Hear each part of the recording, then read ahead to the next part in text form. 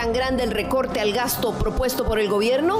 Está presentando un dato groseramente inexacto, por no decir falso, porque no está tomando en cuenta esos recursos que va a haber que compensar. Usted, señor ministro, continúa mencionando el monto de 328.000 millones y esa no es la realidad del recorte, esa no es la realidad del recorte. Hueco en las finanzas públicas obligará al país a fuertes ajustes internos en una negociación con el Fondo Monetario Internacional. Una mezcla de medidas de reducción del gasto, mayores ingresos o eficiencias de la gestión pública. La reforma fiscal, estábamos en la etapa de implementación, habrá que acelerar la implementación ciertamente, porque va a hacer falta la plata post-COVID. Más tijera al gasto público, nuevos impuestos y venta de instituciones son algunas de las alternativas. Conversamos con el ministro de Hacienda y economistas sobre el tema.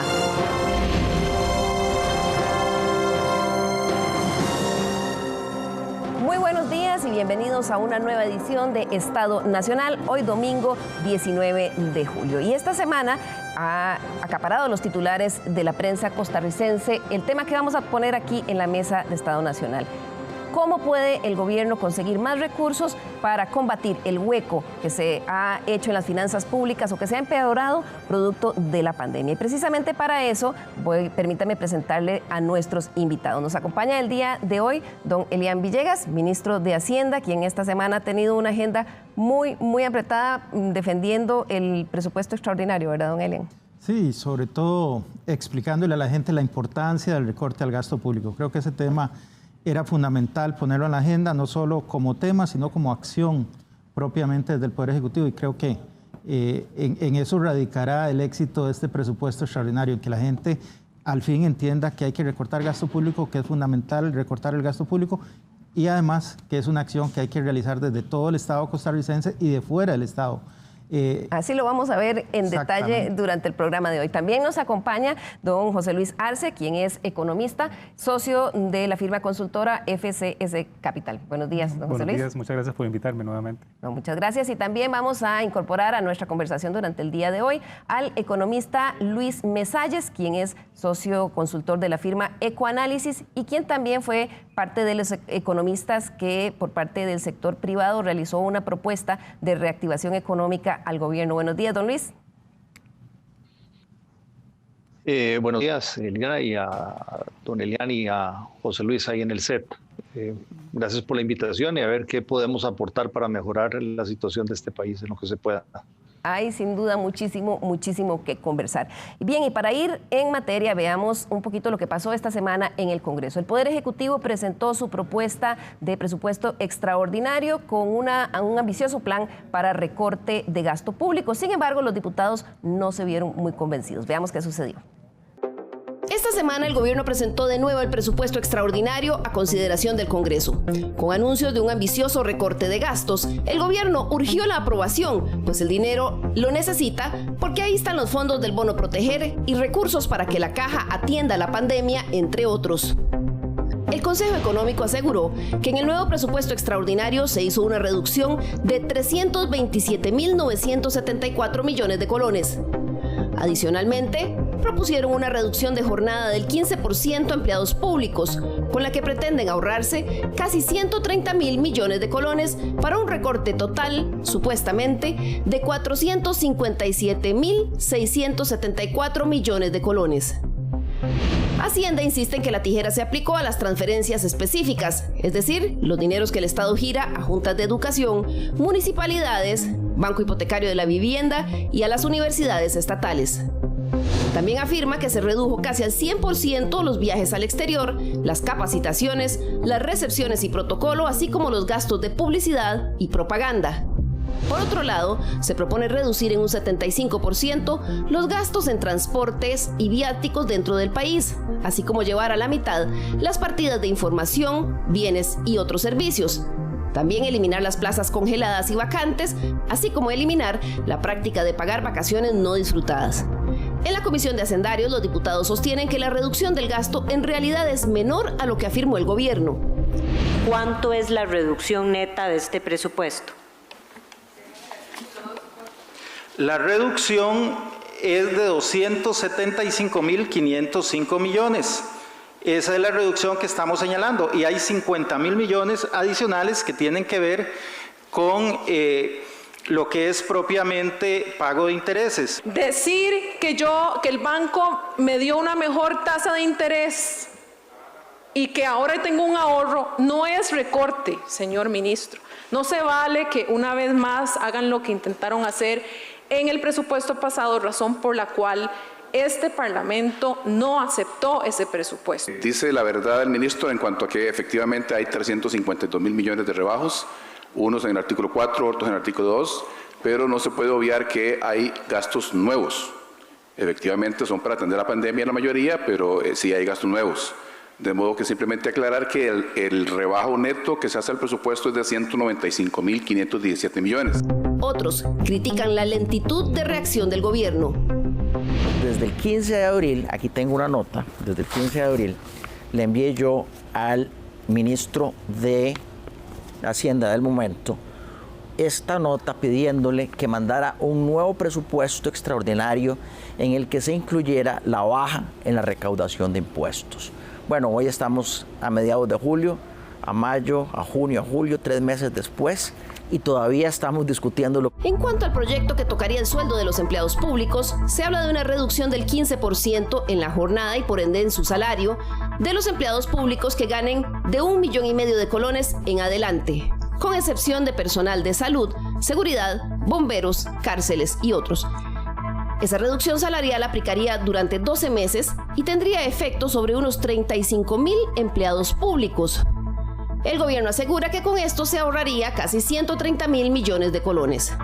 Pero los diputados cuestionaron el hecho de que el Ejecutivo no consideró en su propuesta que esa medida reducirá también los aportes obrero-patronales a la caja. El ahorro neto son 130,000 y 32,000 millones que se tendría que de pérdida total para la Caja Costarricense del Seguro Social que se planea compensar. Realmente está presentando un dato groseramente inexacto, por no decir falso, porque no está tomando en cuenta esos recursos que va a haber que compensar independientemente de la forma que busquen.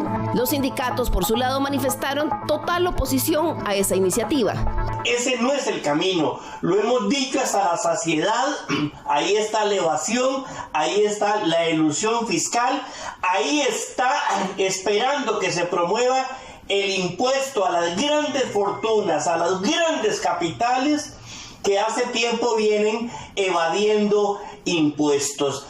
Rechazamos tajantemente esta medida y pedimos a la Asamblea Legislativa que no cometan el error de dispararse en el pie. De aprobarse la reducción de 15%, le aplicaría a 35,000 empleados públicos, porción bastante menor a los 46,103 empleados privados que al 14 de julio sufrieron suspensión temporal de contrato laboral, o a los 105,000 a quienes se les ha reducido la jornada en el sector privado.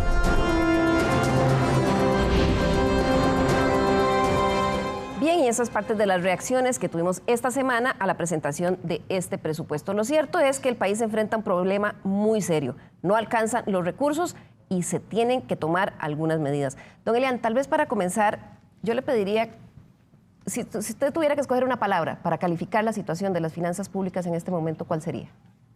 Retadora.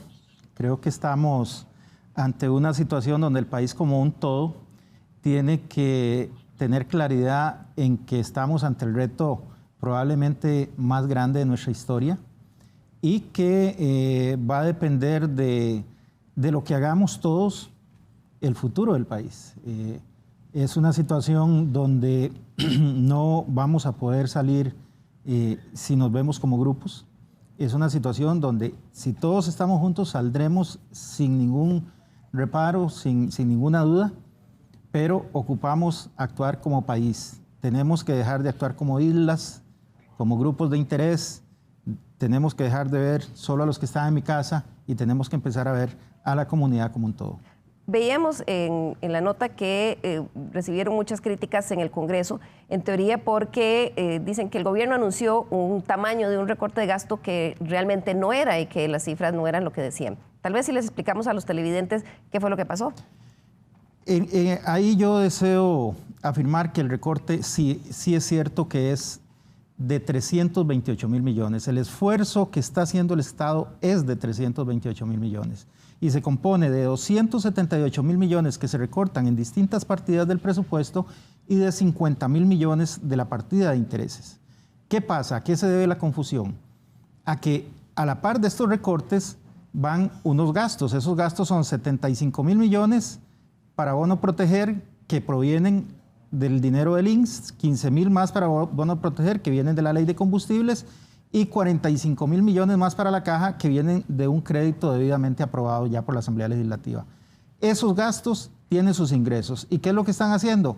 Solo están sumando, en este caso, el gasto y están dejando por fuera el ingreso. Entonces, en la lógica contable, ya que van a incorporar uno, deberían incorporar el otro, pero lo que no se vale es que hagan el neteo solo de un lado. Pero en todo caso, yo creo que más relevante que eso es dejar claro que el gobierno, que el Estado costarricense está llevando adelante un recorte de los más grandes de su historia. Este recorte que estamos haciendo hoy, si ustedes solamente dicen, bueno, son 195.000 y lo netean, al final estamos hablando de 16 veces el recorte que se hizo hace apenas 2 meses. Y creo que ahí hay un gran mérito del trabajo que se ha venido realizando y del esfuerzo que está haciendo el Ministerio de Hacienda por poner el tema de control del gasto en el centro de la discusión del país. Don Luis Mesalles, me gustaría preguntarle a usted un poco cuál es la percepción de ustedes de este primer paso, porque evidentemente esto es, lo que estamos viendo es apenas las primeras acciones de medidas muy fuertes que el país va a tener que tomar en los próximos meses. Sí, yo creo que hay que tomar en cuenta que esto es apenas un poco de lo que hay que hacer. Yo creo que va en la dirección correcta, yo creo que es bienvenido que el gobierno haya presentado este presupuesto, independientemente de la discusión si es mucho o es poco o no. Lo que está claro es que es apenas debe ser un primer paso, es insuficiente para resolver el problema fiscal. La Contraloría ya nos anunció que la estimación en la rebaja de recaudación para este año es de más de 1 billón de colones. Y si el país ya tenía un problema fiscal cuando entramos a la pandemia y producto de la pandemia, producto de las restricciones a la movilización, el confinamiento, las restricciones al comercio, la actividad económica está cayendo y por lo tanto la recaudación del gobierno va a caer todavía más.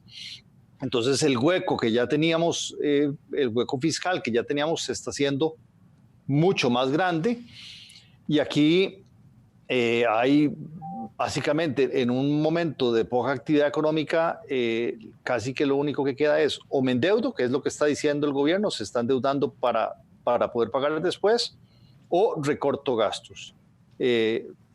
Con una sola no sale, tiene que ser una combinación de ambas. Tratar de recaudar más impuestos en estos momentos de recesión suena totalmente ilógico, o sea, la gente no tiene capacidad de pago y hay que entender, y lo dijo Ángel Gurría en la visita esta semana, el secretario general de la OCDE, hay que entender que la economía, el país se está haciendo más chiquitito y al hacerse más chiquitito tenemos menos capacidad de pago y por lo tanto los gastos hay que ajustarlos. Así yo es. creo que es un primer paso y creo que no es suficiente, o sea, falta más. Falta más y es un poco lo que vamos a ver, José Luis. Sin embargo, desde ya apenas empiezan a hablarse de recortes, empiezan todos los sectores, cada uno a decir, yo no, muy bien el recorte, pero conmigo no. ¿Qué tiene que entender el país en este contexto histórico en el que estamos? ¿Por qué esta crisis de finanzas públicas es diferente a la que teníamos cuando se habló de reforma fiscal hace un par de años? Vamos a ver, es diferente en algunos aspectos, pero estamos en realidad, digamos, experimentando las consecuencias justamente de los ajustes que no hicimos 10 años atrás. Solo que ahora se exacerban, como bien mencionaba Luis, básicamente debido a la coyuntura que plantea la pandemia en la caída de los ingresos y los aumentos en los gastos. Si hubiésemos hecho el ajuste hace algunos años atrás, probablemente estaríamos en una mejor situación para enfrentar esta crisis. Ahora, lo que sucede es que yo creo que debe prevalecer un cierto tono de realismo, ¿verdad? Tenemos un agujero en las finanzas públicas que es enorme, ¿verdad? Va probablemente, dependiendo de las estimaciones, desde las de Hacienda hasta algunos consultores privados como nosotros, entre 8,5% hasta casi 10,5% del PIB. Y eso evidentemente es un desequilibrio que, vamos a ver, no contribuye con la estabilidad, ¿no? Y tampoco contribuye con la recuperación una vez que superemos el tema de la pandemia, ¿no? Si las condiciones sanitarias mejoraran, digamos, por arte de magia, por decirlo de alguna manera, pero quedamos también con unas finanzas públicas muy deterioradas, la recuperación va a ser mucho más lenta, ¿no? Y yo creo que hay que entender que esta es una situación de la cual no se puede salir sin tomar decisiones que van a ser complejas, que van a ser importantes y que van a afectar a muchos sectores, porque junto con la reducción del gasto, junto, por ejemplo, con el empequeñecimiento del aparato estatal, ¿no? Vamos a tener, yo creo, y ahí tal vez difiero un poco con Luis, creo que la discusión del tema tributario va a ser algo que va a haber que retomar prontamente, porque es el tamaño de lo que hay que cerrar. No creo que lo podamos hacer solo con el componente de gasto público. Sí, ustedes, don Elian, hicieron esta presentación basándose en un estimado de un déficit fiscal de un 9 y resto por ciento, tratando de que con estas medidas llevarlo a 8, pero la Contraloría ayer hablaba esta semana de un 11 y resto por ciento. Expliquemos a los costarricenses, porque esto es socarse la faja. Se hablaba, por ejemplo, que el recorte en las transferencias de capital podría significar, por ejemplo, una afectación de un 45% de obras públicas. ¿Por qué es que hay que hacer eso? Nosotros tenemos una situación país donde tenemos un gasto que es muy difícil de cambiar, es bastante inflexible, y este gasto tenemos que financiarlo. Y nosotros lo podemos financiar de dos formas, con impuestos o con deuda. ¿Qué es lo que pasa? Como bien lo decía don Luis, la economía se nos hizo más pequeñita, pero no es solo que se nos hizo más pequeñita, es que en la economía que teníamos antes, Hacienda tomaba un 14%, era lo que sacaba de ahí para precisamente cubrir los gastos, pero en esta economía se nos hizo más pequeña y solo vamos a sacar alrededor de un 11%, es decir, la economía es más pequeña y el pedazo que podemos tomar es más pequeño. ¿Por qué? Porque esta es una economía donde, entre otras cosas, la gente está ganando menos dinero. Y entonces, al ganar menos dinero, vamos a poder tomar menos impuestos sobre la renta, donde hay menos transacciones. Entonces, en general, es una economía más pequeña con un pedacito más pequeño para el Ministerio de Hacienda, para el gobierno de Costa Rica. Entonces, en esa situación, tenemos que ver cómo financiamos este gasto que tenemos acá de este otro lado. La forma de financiar eso es o con algún nuevo impuesto o con deuda. La deuda que nosotros requerimos en su mayoría ya había sido anunciada desde el mes de marzo, ya ahí se había hablado de cuánto era la deuda que se ocupaba. Y ahora, acá nosotros con este recorte que hicimos también en el presupuesto, estamos logrando un objetivo que es muy importante y que tiene que ver con unos números y que tal vez no se ha mencionado mucho. La Contraloría exactamente nos dice, va a faltar 1.150.000 colones. La diferencia entre lo que se estimaba antes y lo que se estima ahora es que va a faltar 1.150.000 millones de colones. Nosotros con el recorte y con la ventaja de que algunas de las partidas que se están recortando además se financiaban con deuda, estamos logrando que en vez de tener que salir a solicitar 1.150.000 millones de colones, vamos a salir a solicitar un poquito más de la mitad, 664.000 millones de colones. Entonces, ese tema aquí es para mí otro de los grandes temas, de las grandes ventajas de este recorte presupuestario. Y nos indica que realmente el recorte en el gasto público sí tiene un efecto muy, muy positivo en el cierre de esta brecha en lo que es el tema del déficit fiscal. ¿Alcanza? No, no alcanza. En eso estamos totalmente de acuerdo. Habrá que tomar otras medidas, pero es una acción que podemos tomar nosotros como país desde ahora, no solo con el presupuesto extraordinario, sino también con el presupuesto ordinario que estaremos presentando el 1 de septiembre. Claro, y cuando usted habla de otras medidas, por ejemplo, proyecto para recortar en un 15% el salario de los empleados públicos que ganan más de 1,5 millones de colones. Esa es una decisión o una propuesta que algunos han calificado de valiente, considerando que afectaría solo a 35,000 o a 35,000 empleados públicos, cuando en este momento más de 40,000 empleados del sector privado se quedaron con suspensión de contratos y casi 100,000 con jornada variable. Sin embargo, señor ministro, le criticaron el hecho de que no iba calculado, digamos, lo que iban a dejar de capitalizar a la caja, que en algún momento se lo van a tener que reintegrar. Sí, ya esos números los tenía doña Pilar, en aquel momento no los tenía ahí a mano, pero ella los tiene perfectamente, todo eso se ha modelado. Y yo creo que aquí, además, la discusión ha sido un poco injusta, porque yo la verdad no recuerdo si en marzo hubo toda esta discusión alrededor de cuánto iba a dejar de pagarle el sector privado a Lina, asignaciones familiares, Banco Popular, Caja Costarricense. Yo no recuerdo que esa discusión estuviera tan presente. Es decir, y estamos hablando de la posibilidad de suspensión de contratos en todo el sector privado. Imagínense el impacto que eso podría haber tenido en esas instituciones, y eso no se discutió. Ahora estamos hablando de impactar 35.000, entre 30 y 35.000 empleados públicos, y resulta que sí es el gran tema. ¿Es importante el tema? Sí es importante el tema, pero ¿por qué la discusión tan dispareja?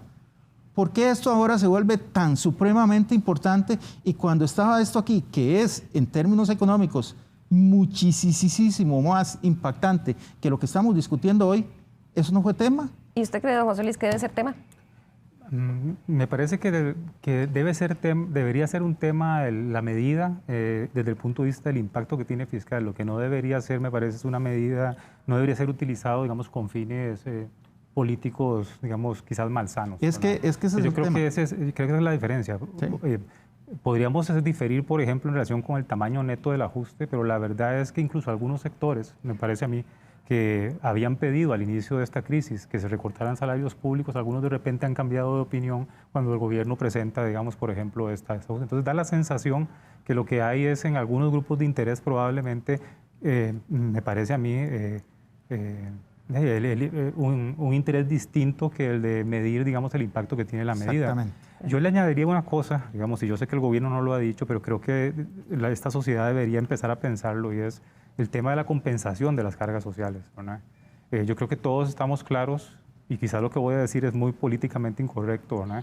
Todos estamos claros que el papel que cumple la Caja es fundamental en esta crisis, pero también deberíamos estar claros que la Caja debiese también ajustarse, ¿verdad?, en alguna medida, en la medida de sus posibilidades y en las actividades que no están asociadas con el tema de salud a esta nueva realidad, ¿verdad?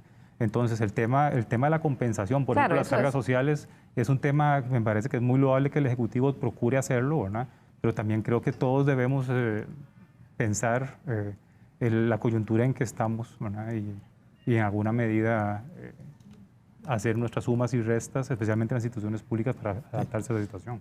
Tal vez ahí es importante este tema que menciona José Luis, y concuerdo con él. Aquí el tema de las cargas sociales es un tema fundamental, y entonces precisamente estamos conversando con la Caja y discutiendo el tema, porque hay que ver cómo aseguramos el futuro financiero de la Caja, pero a la vez cómo reducimos las cargas sociales que hoy pesan sobre las planillas, porque eso nos impacta seriamente en la posibilidad de generar nuevos empleos. Entonces, las dos cosas hay que verlas: asegurar el futuro de la Caja, pero hay que reducir el impacto en las planillas. Sí, adelante. Y ese punto me parece clave, digamos. Vamos a ver, yo creo que estamos en una situación muy crítica, literalmente tenemos que apagar un incendio, pero deberíamos tratar de, cuando apagamos ese incendio, también empezar a pensar en el futuro. Y don José este Luis, tema es clave. Don Luis Mesalles, que también ha estado trabajando con el sector productivo, ese ha sido una de los señalamientos constantes, ¿verdad?, de cómo eso impacta la productividad del sector privado. Sí, yo creo que, a ver, como decía José Luis ahora muy bien, hay que ir pensando en el futuro, porque lo que el gobierno le está apostando es que en estos momentos hay poca capacidad de pago por la pandemia. Por lo tanto, la mayor parte de donde está saliendo el dinero para financiar el hueco es a través de endeudamiento. Hay una pequeña reducción del gasto, que yo insisto que debería ser mayor. La posibilidad de ingresos, aunque José Luis diga que sí se puede, yo creo que en estos momentos es bastante complicado, y entonces la mayoría va a ser deuda. Entonces tenemos que estar preparados para empezar a pagar esta deuda ya a partir del año entrante, a partir de que empiece el rebote. Y ahí hay que ir creando las condiciones para eso. En el sector productivo, pues a través de la OCAEP se han hecho muchas propuestas. Creo que las propuestas presentadas por la OCDE esta semana también nos dan mucha luz de lo que se puede hacer. Van por el lado de mejorar la educación, mayor inversión en infraestructura, reducción de trámites, simplificación del aparato estatal, reforma del empleo público se menciona, mayor competencia en el sector público y en el sector privado, que creo que no hay que olvidarlo. Y aquí me parece que hay un aspecto, ahora que estaban hablando de esto de la reducción de la jornada del 15% para un número de empleados públicos. Eso de la reducción de las cuotas, que se van a reducir las cuotas de la caja, sí, eso sucede en el inmediato, en el corto plazo, pero también hay que pensar que si no se hace nada de eso con la excusa de que el impacto neto es pequeño, significa que el hueco del gobierno va a ser todavía más grande.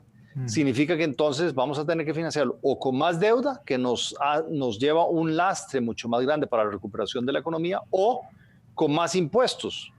Y esos más impuestos, ya sabemos que eso es quitarle plata a la gente para que al final darle al gobierno, no para que mejore los servicios públicos, sino simplemente para llenar un hueco. Entonces yo creo que aquí lo que debe imperar es una reducción más fuerte del lado del gasto público, que desgraciadamente tiene que tocar salarios, y de acuerdo al estudio de la OCDE, Costa Rica, el gobierno de Costa Rica gasta mucho en salarios de empleados públicos, y comparado con lo que gana el sector privado es muy alto. Entonces ahí hay que hacer esos ajustes, y entre menos gaste el gobierno siguiendo con su función que tiene que cumplir, es menos peso sobre el sector privado y es más la posibilidad de crecimiento del sector productivo, y entre más crezca el sector productivo, más posibilidades hay de que se genere empleo, y con eso se compensa lo que se haya perdido en el sector público. Así es, don Luis. Pero por la excusa de que está esto, entonces no se hace nada en el sector público, al final todo se recarga sobre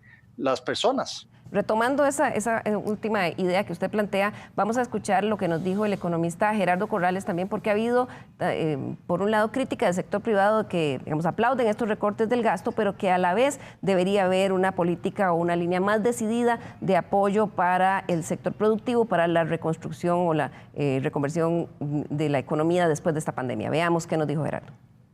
La parte que es necesario que el gobierno sea mucho más apasionado es una alianza con el sector productivo para ver cómo un equipo solo 24/7 pensando en reactivar el aparato económico, porque si se reactiva la economía, tenemos más producción, tenemos más ingresos, más consumo y más recaudación tributaria. Si no logramos que el Producto Interno Bruto repunte en el 2021, la situación de las finanzas públicas ahí sí que se vuelve mucho más compleja. En el 20 creo yo que con el tema de los créditos externos, condicionado al tema de reducción de gastos, salimos. Pero en el 2021 hay una gran incertidumbre y es un año retador. Muy brevemente, don Elian, antes de irnos a nuestra primera pausa, se le ha criticado mucho al Consejo Económico que en esta parte de esa ruta para reconvertir la economía o para reactivarla han quedado debiendo. Sí, creo que por un lado se señala eso y por otro lado siempre se dice que se están repitiendo las mismas cosas. Entonces, de alguna forma, la ruta se ha repetido probablemente comunicacionalmente. No hemos sido los mejores haciéndolo, pero vamos a reformular esto para que de alguna forma poder llegarle más a la gente con más claridad. Yo creo que la ruta está clara del lado, por lo menos, de lo que es el tema fiscal. Hay que recortar gasto, hay que hacer mucho más pequeño lo que hoy tenemos como gasto público, tenemos que bajar los intereses, ya lo estamos haciendo. Y lo otro que hay que hacer es pensar en el tema de nuevos ingresos. Si logramos hacer eso, logramos impactar el déficit. Si impactamos el déficit, eso tiene un impacto directo en la tasa de interés. Al impactar la tasa de interés y la posibilidad de que haya más dinero en los bancos, eso es un bono a favor de la reactivación económica. Entonces, esa es la ruta que estamos trabajando nosotros desde el Ministerio de Hacienda. Creemos que está bastante clara y lo único que nos queda aquí es darle pensamiento al tema de nuevos ingresos para ver exactamente qué podemos hacer en ese campo. Bien, vamos a hacer aquí nuestra primera pausa, pero al regresar vamos a hablar sobre las medidas que el país va a tener que empezar a discutir para entrar en una negociación con el Fondo Monetario Internacional y tener un poco de oxígeno con recursos. Ya regresamos.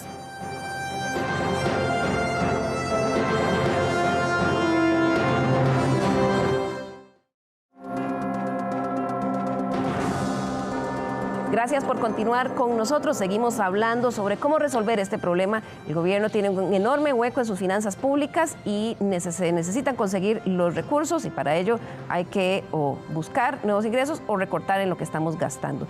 Y es que tapar ese hueco no va a ser una tarea sencilla, y por eso el país está iniciando un proceso de negociación con el Fondo Monetario Internacional que le va a permitir acceso a un crédito de $2.500 millones, pero a cambio se van a tener que tomar medidas muy de fondo en el país. Veamos este recuento.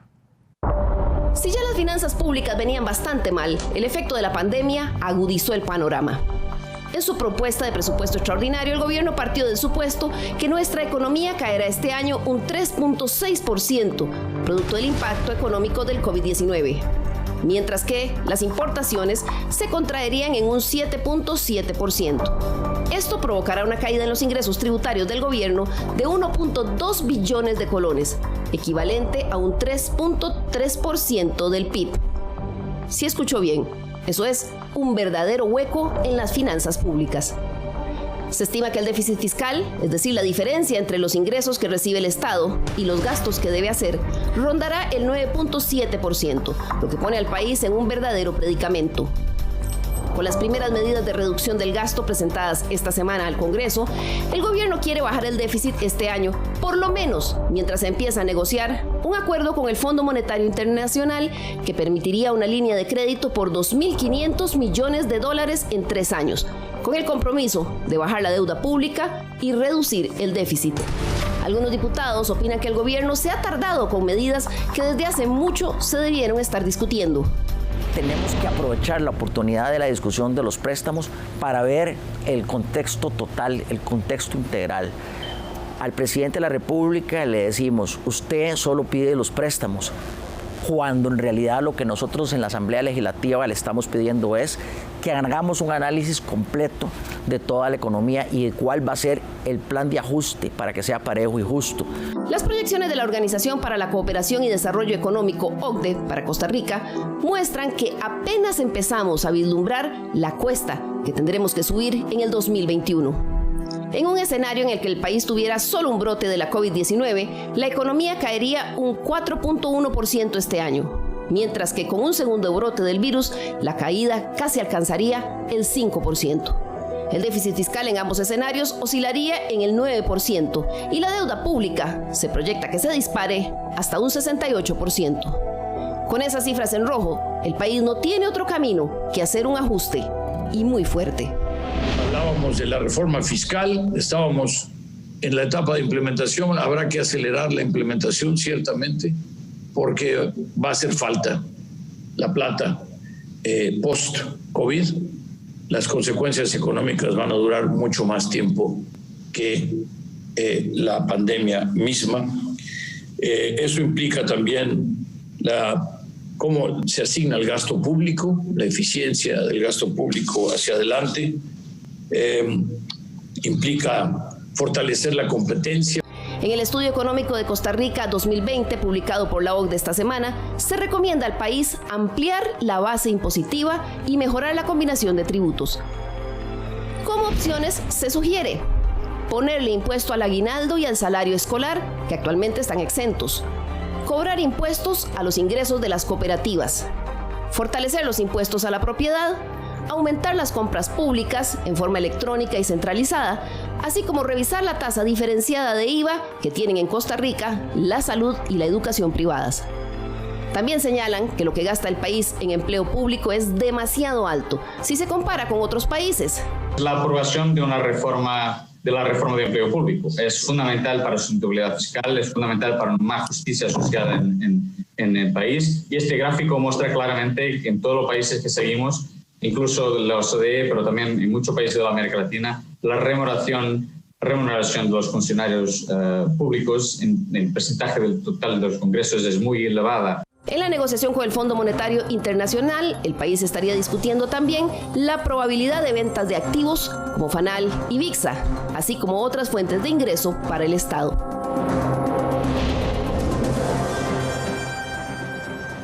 La negociación con el Fondo Monetario Internacional arrancará una vez que el Congreso apruebe un primer crédito de más de $500 millones que está en este momento en conocimiento para atender la pandemia. Y a partir de ahí se empezaría, don Elian, a discutir cuáles son las cosas que tiene que hacer el país para sanear sus finanzas a cambio de esos recursos. Veíamos en la propuesta de la OECD que ellos recomendaban impuesto al aguinaldo, impuesto al salario escolar, impuesto a las cooperativas, mejorar el impuesto a propiedad y revisar las tasas diferenciadas de IVA. ¿Cómo ven ustedes esas propuestas? Bueno, nosotros en general en este momento, digamos, en la mesa de trabajo, tenemos todas las propuestas que hemos oído de distintos sectores. Probablemente la que yo le diría que no es la del aguinaldo. Ya ahí es de entrada. Un ministro de Hacienda no debe decir que no. No, pero esa de aguinaldo. Todo en la mesa. Esa de aguinaldo mejor dejémosla fuera de la mesa. ¿Por qué, señor ministro? El otro día alguien me decía, de todas formas, si una persona tiene aguinaldo este año, en realidad va a ser una persona afortunada. Si vemos, y ahora después vamos a ver el nivel de desempleo que tiene el país, quien llegue a diciembre y tenga aguinaldo es una persona afortunada. Sí. En general hay que ver no solo el tema, cuando se analizan estas propuestas hay que ver un elemento muy importante que es el tema político, y usted tiene que analizar el tema político para saber si el esfuerzo que va a llevar adelante en la aprobación de algo es significativo, si es importante contra lo que usted va a recibir de esa medida. Y en el caso del aguinaldo, creo que sería agotador llevar adelante ¿Salario escolar? Salario escolar, sí, de hecho lo tenemos planteado en la Asamblea Legislativa. ¿Cooperativas? Cooperativas fue discutido ampliamente en términos de la Ley 9635 y creo que existe un proyecto que en este momento está en la Asamblea Legislativa. ¿Pero el gobierno pensaría en impulsar? El gobierno está apoyando ese proyecto. ¿Qué más, don José Luis? ¿Qué otras opciones tenemos? Yo creo que dada la magnitud, digamos, del desequilibrio que tenemos que manejar, yo creo que tenemos que estar abiertos. Casi todas las cartas están sobre la mesa. Ahora, evidentemente, como bien dice el señor ministro, el tema político y cómo se van balanceando esas fuerzas va a definir, digamos, la naturaleza completa del ajuste. Pero yo creo que, yo diría que hay dos elementos clave. Vamos a ver, por el lado del gasto, ¿verdad? Y perdón que cambie ahí al gasto primero, ¿verdad? Yo creo que por el lado del gasto hay un componente del discurso, ciertos grupos de interés que uno debería tratar de, digamos, arrebatárselos, ¿no? Y es el discurso de que el ajuste fiscal necesariamente implica, por ejemplo, que ciertos gastos sociales o que se mejoran, por ejemplo, los servicios o ciertos tipos de bienes que ofrece el gobierno. A mí me da la sensación que por el lado del gasto hay un tema importante de eficiencia, ¿no? En donde uno puede con menores niveles de gasto garantizar, por ejemplo, los niveles de la educación pública, la salud, ¿verdad?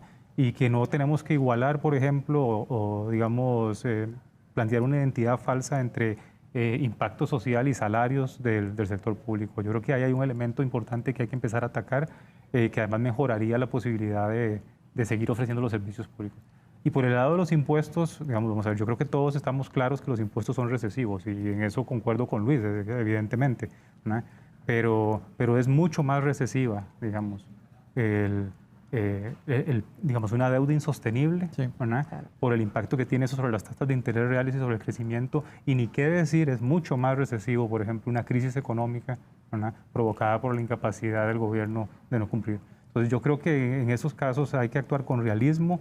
Hay formas de hacer ajustes impositivos que pueden incluso generar ganancias de largo plazo en materia ambiental, en materia de equidad, y que no deberíamos quitarlos de la mesa, ¿verdad? Que tienen que estar ahí. Don Luis Mesalles, ¿qué más podemos poner en esta discusión de lo que el país tiene que ajustar para salir de esta crisis? Porque con la pandemia creo que nos llevó al borde.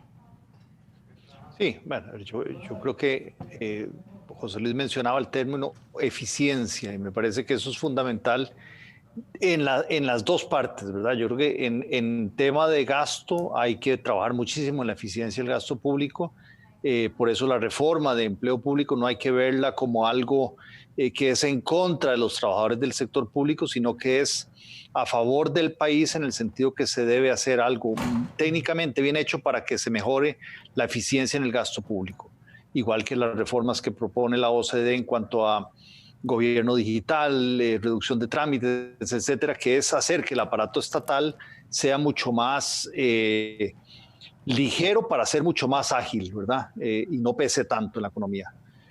Por el lado de los ingresos, a mí me parece, y yo interpreto la recomendación de la OCDE como una reforma integral, ¿verdad? Integral, primero, en el sentido de que si no se hace lo del gasto, no se puede hacer lo del ingreso, porque la gente políticamente no se lo va a aceptar a don Elian, que dice que el aguinaldo no se lo aceptan, pero si no toca reforma el empleo público, tampoco va a aprobar ningún impuesto. Y creo que hay que ver la reforma tributaria como un todo. Ahí hablan de ampliación de base, de uniformidad, de eliminación de exenciones. Es como que nivelar la cancha para que sea una cancha donde diferentes actores estén pagando de acuerdo a su capacidad de pago, y no como es hoy en día, que nuestro sistema tributario es un enredo tremendo, lo cual favorece la ilusión y la evasión y el contrabando. Y depende quién sea usted y de dónde provenga sus ingresos, paga tasas que puede ser exonerada, puede ser el 3, el 15, el 13, el 25, el 30. O sea que hay un enredo tremendo, y eso me parece que hay que nivelarlo. Y de una vez pensando, o sea, no pensando en recaudar más, sino pensando en hacer mucho más eficiente la recaudación, y que el sistema tributario no agregue tanta distorsión a las actividades productivas, y que por lo tanto entonces las actividades productivas puedan ser mucho más eficientes. Me parece que una reforma tributaria pensada en ese sentido sería mucho más beneficiosa para el país. Y ahí le incluiría de una vez lo que mencionó José Luis, cargas sociales, que es otro impuesto. Meter en todo ese paquete cargas sociales para amarrar una reforma tributaria integral. Don Luis, ese enredo del que usted habla en nuestro sistema tributario tiene nombre, se llama gasto tributario. Voy a pedirle a nuestro productor Rolando que nos ponga el siguiente cuadrito. Ahí dice: el gasto tributario, es decir, los ingresos que el gobierno deja de recibir porque se otorgó tratamientos impositivos especiales con el fin de beneficiar a ciertas actividades o zonas o contribuyentes, ¿verdad? Esto es lo que el gobierno deja de recibir porque le está dando un beneficio a algunos. Eso incluye todas las exenciones, deducciones, diferimientos tributarios, créditos fiscales y tasas preferenciales. Ahí estamos viendo las cifras. El gobierno dejó de recibir en el 2018, por el lado del impuestos de ventas, un 2.9% del Producto Interno Bruto. Por el lado del impuesto de renta, un 2.40% y un 0.30% en otros impuestos. Entiendo que para el año 2020, y debido a las modificaciones que se implementaron tras la reforma fiscal, pues ese gasto tributario se redujo un poco, digamos que 4.5 por ahí. Pero, don Elian, esto es... y ahí está todo, ¿verdad? Dentro de este gasto tributario está incluso los tramos exentos de impuesto de renta de los salarios, están las zonas francas, está la canasta básica. ¿Cuánto espacio hay ahí en el gasto tributario para apretar las tuercas? Bueno, ahí también estamos trabajando. En este momento estamos precisamente revisando un proyecto de ley que está en la Asamblea Legislativa, porque lo que queremos es incluirle una cantidad importante de exoneraciones que sabemos que nos afectan el ingreso, y entonces queremos de una vez por todas eliminarlas. Esperamos terminar ese trabajo esta próxima semana para poder llevarlo a la Asamblea Legislativa y ojalá avanzar en esa vía, que sabemos va a tener también un impacto importante. ¿Y qué veríamos ahí? ¿Qué veríamos en esa propuesta? Digamos, cosas específicas donde se podría llegar y decir, bueno, aquí ya no se pueden seguir dando estos beneficios. Bueno, viera que hay una cantidad enorme. Le estoy hablando de que en este momento hay alrededor de unas 200 exoneraciones, y más bien lo que estamos revisando es si hay ahí algunas que realmente sean de impacto importante que podamos incluir, o que estén afuera y que haya que incluir. Pero si usted ve el tema de renta, se vuelve importantísimo. No lo de los tramos sí me parece un poquito difícil en este momento pensar en incluir el tramo más bajo y que tenga que pagar. Pero sí hay que pensar en otras exenciones que hay en la parte de renta y en ventas, que es importante que revisar cuál fue la función que tuvieron, si ya cumplieron el papel que tenían que cumplir y si ahora hay que eliminarlas. Entonces, esa es la parte de trabajo que estamos haciendo en este momento y que esperamos terminar en el transcurso de esta semana, porque incluso ese es un proyecto al que ya está a punto de vencérsele el plazo en la Asamblea Legislativa. Nos enteramos ahora, por lo menos yo me enteré ahora, entonces estamos corriendo para ajustarlo, para volverlo a poner en vigencia dentro de lo que es la comisión y para requerir el apoyo de la Asamblea para la aprobación, porque eso es importante, es decir, es plata que podríamos tener en Hacienda y que en este momento se está quedando afuera. ¿Hay margen ahí, José Luis? Sí, claro que lo hay, en dos dimensiones. Vamos a ver, no solo hay margen desde el punto de vista de recaudar más, es decir, la preocupación primaria de don Elian, la parte de lo fiscalista, pero también hay cosas que no se justifican desde el punto de vista de equidad, que es todavía más importante, ¿verdad? Incluso algunas cosas que a veces son una especie de mitos que existen, por ejemplo, pensemos en las exoneraciones al IVA, por ejemplo, en educación, ¿verdad? O incluso en salud. Bueno, de nuevo voy a decir una cosa que probablemente va a sonar políticamente incorrecto, pero es que en realidad es un mito. Cuando uno analiza, por ejemplo, el gasto de los hogares, ¿verdad? Más o menos el 70-72% del gasto en educación privada lo gasta el quintil más rico, ¿verdad? Eso es lo que significa que a quien estamos exonerando no es a la gente más pobre, ¿verdad? La OECD lo menciona en su reporte de esta semana, que esa exoneración en IVA en educación y en salud, el país tiene que revisarla. Entonces ahí vamos a ver, en medio de una crisis fiscal profunda, en medio también de unas detenciones en nuestro sistema político, en gran medida producto de esas disputas entre grupos de interés, digamos, ese tipo de exoneraciones, por su impacto fiscal e incluso por su impacto en términos de equidad, no se justifican. Y están basadas básicamente en mitos, ¿verdad? En mitos que, de hecho, los costarricenses somos bastante, digamos, nos gusta bastante muchas veces creernos esas cosas, ¿verdad? Y ahí hay espacio para hacer cambios, y que son cambios no solo fiscalistas, ¿verdad? Yo creo que eso es bien importante. Es decir, tenemos que resolver un problema muy complejo en las finanzas públicas, pero no tenemos que perder de vista también que resolverlo debería también ayudarnos a avanzar en otros temas estructurales, en equidad, en un sistema, como menciona Luis, un sistema tributario más sencillo, que sea más fácil pagar, en temas ambientales, en temas, es decir, múltiples elementos en donde una reforma integral nos ayudaría, la seguridad social, por ejemplo. Creo que hay que aprovechar para un cambio, ojalá hubiera ese espacio para un cambio un poco más profundo. Don Luis, usted formó parte del equipo de economistas que hizo una propuesta a nombre de la Unión Costarricense de Cámaras y Asociaciones Empresariales, UCAEP, al gobierno para reactivación económica. Pero en cuanto al tema de eficiencia del Estado y cómo mejorar este tema de las finanzas, ¿qué incluían ustedes en sus propuestas? A ver, ahí está el tema obviamente del control del gasto, que es lo que empezamos hablando en esta sesión, toda la reforma de empleo público que falta, el cumplimiento de la regla fiscal, o sea, son todos temas que están ahí metidos para lograr balancear. Creo que estamos claros en que la coyuntura actual no permite un balance inmediato de las finanzas públicas, y por eso está, digamos, todo lo que está haciendo el gobierno de endeudamiento me parece que va en la dirección correcta, y eso es lo que en las recomendaciones de UCAEP se hablaba, e incluso se recomendaba la negociación con el Fondo Monetario Internacional, con el Standby Arrangement, para darle un respiro a las finanzas públicas mientras se logran realizar las reformas estructurales. Pero sobre todo, y bueno, Gerardo, que fue parte de ese grupo, bueno, José Luis también fue parte de ese grupo, hay que pensar en la reactivación económica. Esto no se resuelve si la economía no se reactiva.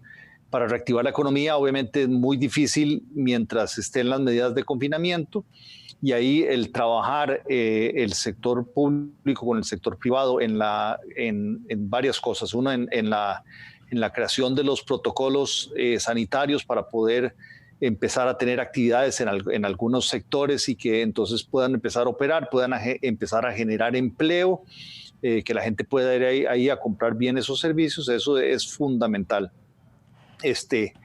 Y luego está todo el tema de, ayuda a las empresas para que puedan salir a través del sistema financiero, que ya se ha venido haciendo, el Banco Central proveyendo liquidez, la SUGEF flexibilizando la normativa para poder brindar más financiamiento a las empresas. Y nos parece que es fundamental, ¿no? Una de las recomendaciones que venía ahí es, dentro del Costa Rica le ha apostado mucho a exportar hacia afuera a través de encadenamientos productivos de valor, Y el fortalecer eso para el rebote que se viene en la economía mundial y que Costa Rica pueda seguir siendo parte fundamental, nos parece que ahí hay que trabajar mucho más. Claro. El gobierno ha venido haciendo mucho de esto, pero nos parece que le falta más celeridad, como decía Gerardo, más decisión para poder entrarle más rápido a esto y poder reactivar la economía, que es fundamental para salvar las finanzas públicas. Un poco más de sentido de urgencia, decía don Gerardo. Don Elian, en una mañana de domingo como la de hoy, donde la gente está tranquila en su casa, ¿cómo le explicaría usted a los costarricenses esta necesidad de esa negociación con el Fondo Monetario Internacional? ¿Por qué la vamos a hacer y qué es lo que tenemos que dar a cambio? En el caso del Fondo Monetario Internacional, no solo estamos negociando un crédito, creo que de alguna forma estamos negociando un sello. Estamos negociando la posibilidad de que los mercados internacionales nos digan, ok, ya usted pasó una negociación con el Fondo Monetario Internacional, estoy creyendo en que usted va a llevar adelante los procesos a los que se comprometió con el Fondo Monetario, porque sé que el Fondo Monetario va a estar también a su vez revisando de que usted cumpla diligentemente con sus compromisos, y además sé que sus compromisos, porque usted los adquirió con el fondo, van a ser compromisos que van a poner su economía en una ruta adecuada de estabilidad que nos va a permitir a nosotros como mercados internacionales invertir en Costa Rica. Entonces, ese tema, ese sello es importante. En la medida en que nosotros cerremos la negociación con el Fondo Monetario, las agencias calificadoras de riesgo internacionales también lo van a ver positivamente, y todo eso al final son aspectos positivos que encierra esta negociación. ¿Ya se inició esa negociación? Esa negociación, en este momento el Fondo Monetario está levantando toda la información necesaria para precisamente tener la valoración completa de la economía nacional, y nosotros esperaríamos iniciar negociaciones formales en unas semanas. En este momento, negociaciones formales no se han iniciado. Pero entiendo que el país es quien tiene que hacer una propuesta, digamos, de qué está dispuesto. Ya sí. Me imagino que el equipo económico la ha empezado a hacer. Hemos estado discutiendo las distintas propuestas que están sobre la mesa. Como les decía, todas las propuestas están sobre la mesa, solo el aguinaldo no alcanzó a llegar a la mesa, pero todo lo demás está sobre la mesa, y entonces ahí lo importante es que ya hemos tenido algunas sesiones de trabajo donde hemos estado discutiendo el tema, y ya tendríamos que ir hacia versiones más definitivas. En todo caso, lo que vayamos a negociar con el fondo, y fue el compromiso incluso del señor presidente de la República el domingo pasado, es algo que vamos a discutir internamente.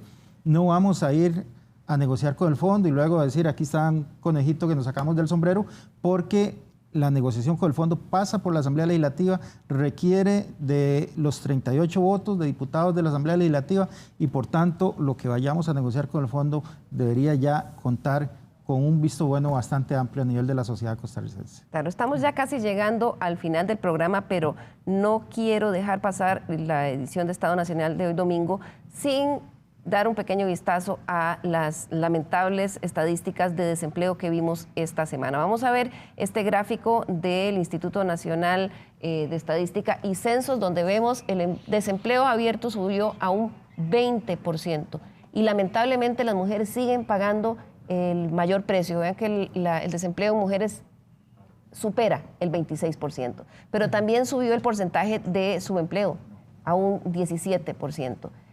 Esto de lo que estamos hablando hoy tiene que ver con esta situación. En tanto la economía se contrae, el gobierno deja de recibir ingresos por la vía de los impuestos, pero también ese es el otro reflejo, el absoluto desempleo. Para ir cerrando, ya voy a pedirle a cada uno de nuestros invitados que nos cierre su participación con una conclusión de 1 minuto. Voy a comenzar con usted, don Luis Mesalles, que nos acompaña en digital.